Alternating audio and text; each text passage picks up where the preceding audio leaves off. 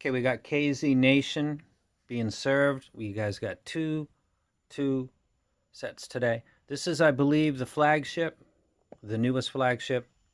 It is the ASX 20 driver balanced armature.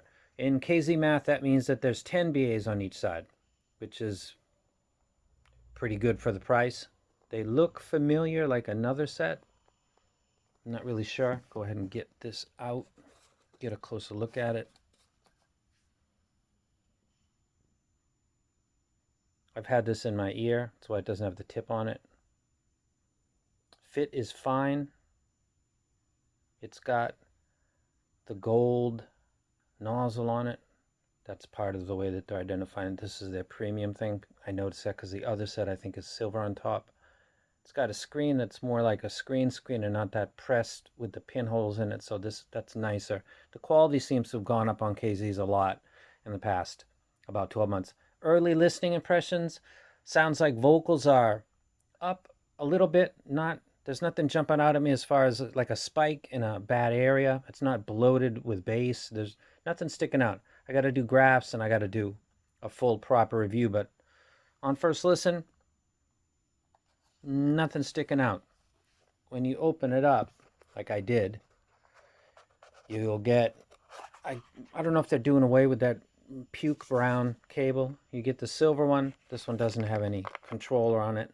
It seems to handle better. I don't know if that's just a placebo effect because I really hated that color. I like this better. So that is the ASX, and it will be coming up for review because it's their flagship. So it's going to definitely have to get a review. Actually, let me go ahead and leave this out. Put it over there. The other set that we have, no, that's going to get in the way. The other set we got is the KZ ASF 10 driver balanced armature. Now the math with KZ, if I'm correct, that means that this is a descendant of the AS10, which would be 5 BAs on both sides, I believe, which would be what I'm actually most interested in because that's the most direct KZ that I've recommended people buy. And there's a lot of people that do. There's people that have bands and they need cheap earphones for everybody in the band, and some of them have bought the AS10 or other KZs. So while some people might look at KZ and say, oh, that's just budget garbage, there's a lot of people out there that are monitoring themselves and their other bandmates using this brand's IMs because they're affordable. And when you're a young group, you don't have a lot of money, you need something that works and does a reasonably good job. And people that listen and need to hear stuff done well have selected KZ. It's a true story. My comment section reflects that. And the one that I get most feedback for that's positive is the AS10. And this might be the follow-up to that. Now this one looks like it's got the silver tip. And then the premium gold tip, who cares? But anyway, they're signifying and letting you know. I'll tell you what. I know that this might be the follow-up to the AS10, and that might be why I thought, just first impressions, that I liked the way that this sounded better. Just first impressions. And also, as a fanboy of the AS10, I thought I liked this better.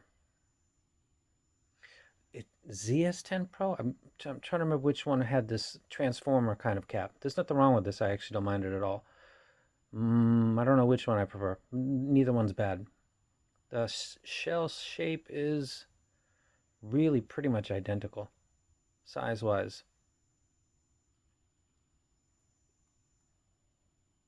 They're really not much different.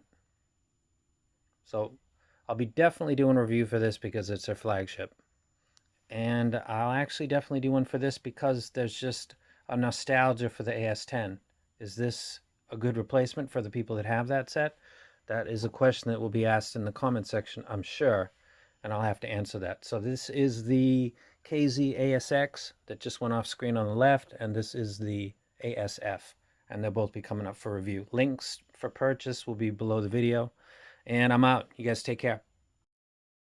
Ripping shows live on stage for hoes yelling my name. To be precise, ripping mics